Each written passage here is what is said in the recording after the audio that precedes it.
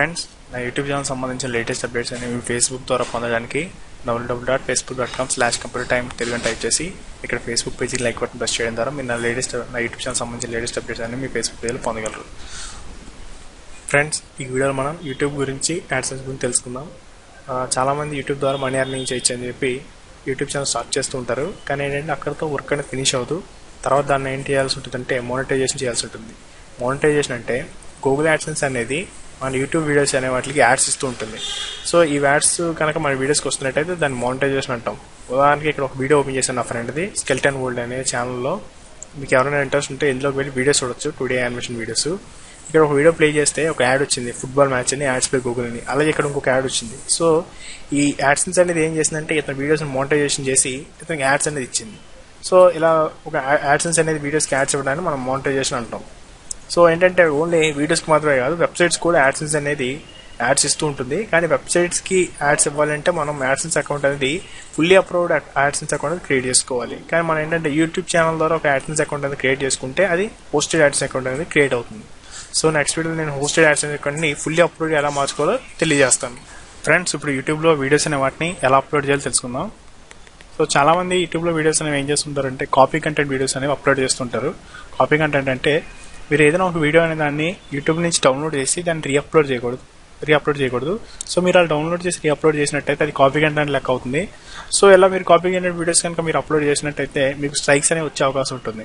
Only copy content videos మాత్రమే కాదు, మీరు ఏదైనా ఇల్లీగల్ యాక్టివిటీ సంబంధించిన వీడియోస్ కానీ, ఫోర్నోగ్రఫిక్ కంటెంట్ సంబంధించిన వీడియోస్ కానీ అప్లోడ్ చేసినప్పుడు మీకు స్ట్రైక్స్ అనేవి వచ్చే అవకాశం ఉంటుంది. మీకు 3 స్ట్రైక్స్ కనుక వచ్చినట్టయితే యూట్యూబ్ అనేది మీ ఛానల్ని టెర్మినేట్ చేస్తుంది. సో మళ్ళీ మీకు ఆ ఛానల్ అనేది ఉపయోగించడం కుదరదు. అలాగే మీరు కాపీ కంటెంట్ వీడియోస్ కనుక అప్లోడ్ చేసినట్టయితే మీ యాడ్సెన్స్ అకౌంట్ కూడా బ్యాన్ అయ్యే అవకాశం అయితే ఉంటుంది.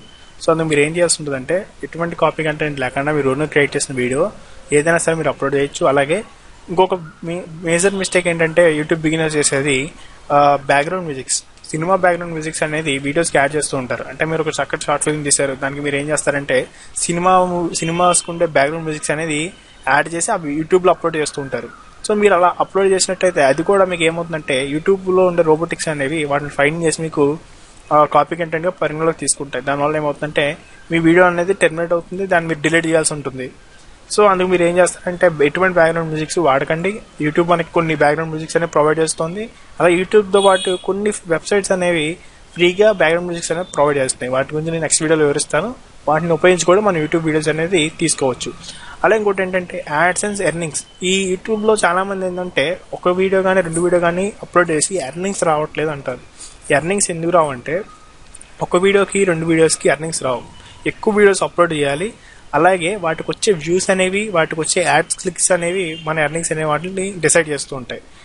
యాడ్స్ క్లిక్స్ కూడా అంటే యాడ్ మీద క్లిక్స్ కూడా మన ఇండియాలో కొన్న వేరే కంట్రీస్లో నుంచి వచ్చినాయి అనుకోండి, మన ఎర్నింగ్స్ ఎక్కువ ఉండే అవకాశాలు ఉంటుంది. అంటే కొన్ని కంట్రీస్లో క్లిక్స్కి $1 కూడా ఇస్తూ ఉంటాయి. మన ఇండియాలో అయితే ఒక క్లిక్కి $1 అయితే రాదు. ఒకవేళ మీరు చాలా ట్యూటోరియల్స్ చూసి అలా చేసినట్టయితే మీ యాడ్సెన్స్ అకౌంట్ కూడా బ్యాన్ అయ్యే పరిస్థితి ఏర్పడుతుంది. అంటే కొంతమంది యాడ్సెన్స్ బిగినర్స్ ఏం చేస్తారంటే కొన్ని మెథడ్స్ చూపిస్తారు, ఇల్లీగల్ మెథడ్స్ ట్యూటోరియల్స్లో, అవి చూసి అలా ఫాలో అవుతుంటారు. మీరు కూడా అలా ఫాలో అయితే మీ యాడ్సెన్స్ బ్యాన్ అవుతుంది ఖచ్చితంగా. సో జెన్యూన్గా మీరు ఈ సెర్చ్ ట్రాఫిక్ నమ్ముకుని సెర్చ్ ట్రాఫిక్ ద్వారా మీ వీడియోస్కి వ్యూస్ వచ్చేలా ప్లాన్ చేసుకోండి. అంటే ట్రాఫిక్ అంటే చాలామంది యూట్యూబ్ బిగినర్స్ ఏం చేస్తారంటే వాళ్ళ ఫ్రెండ్స్కి తమ వీడియో షేర్ చేసి వాళ్ళ చేత ఎక్కువ వ్యూస్ తెప్పించుకుని వాళ్ళ చేత క్లిక్ చేస్తూ ఉంటారు. మీరు ఆ క్లిక్ చేస్తే ఏమవుతుందంటే మీకు యాడ్సెన్స్ అనేది ఫైన్ చేసి ఇల్లీగల్ యాక్టివిటీగా మీ అకౌంట్ అనేది బ్యాన్ చేసే అవకాశం ఉంటుంది. సో అందుకు మీరు ఏం చేస్తారంటే మీ యూట్యూబ్ వీడియోకి జెన్యూన్ ట్రాఫిక్ వచ్చేలా చేయండి. జెన్యూన్ ట్రాఫిక్ అంటే ఉదాహరణకి మీరు కింద వీడియో అప్లోడ్ చేసినప్పుడు డిస్క్రిప్షన్లో కీవర్డ్స్ అని అడుగుతుంది. అక్కడ మంచి కీవర్డ్స్ రాసినట్టయితే మీకు సెర్చ్లో మీ వీడియోస్ ఫస్ట్ వచ్చే అవకాశం ఉంటుంది. సో అలాగనే కాకుండా మీరు సోషల్ మీడియాని ఉపయోగించుకున్నా కూడా మీరు దీన్ని స్ప్రెడ్ చేయొచ్చు. సోషల్ మీడియా అంటే గ్రూప్స్, పేజెస్లో కూడా మీ వీడియోని షేర్ చేస్తే అక్కడి నుంచి కూడా వ్యూస్ వస్తాయి. సో ముందు చెప్పినట్టుగా వ్యూస్ అనేది ఎర్నింగ్స్ని డిసైడ్ చేస్తా అన్నాను కదా. వ్యూస్ అనేవి ఏంటంటే ఒక వీడియో 2 వీడియో అప్లోడ్ చేసిన వాళ్ళకి 10-20 వ్యూస్ వచ్చి మాకు మనీ రాలేదంటూ ఉంటారు. కానీ 10-20 వ్యూస్కి అయితే ఎర్నింగ్స్ అనేవి రావు. ఒక వీడియోకి 3 నుంచి 4 లక్షల వ్యూస్ వచ్చినాయి అనుకోండి, మీకు ఏమవుతుందంటే ఎర్నింగ్ అనేది ఎక్కువ వచ్చే అవకాశం ఉంటుంది. అంటే మీ యూట్యూబ్ ఛానల్ అన్ని వీడియోస్ కలిపి వచ్చినా సరే మీ ఎర్నింగ్ కూడా అలాగే ఉంటుంది. ఒక వీడియోకి రావాలని రూల్ లేదు. సో ఫ్రెండ్స్, మీరు ఏం చేస్తారంటే మీ యూట్యూబ్కి జెన్యూన్ మెథడ్లో వ్యూస్ వచ్చేలా చేసుకోండి. మీ ఎర్నింగ్స్ అనేవి ఖచ్చితంగా పెరుగుతాయి.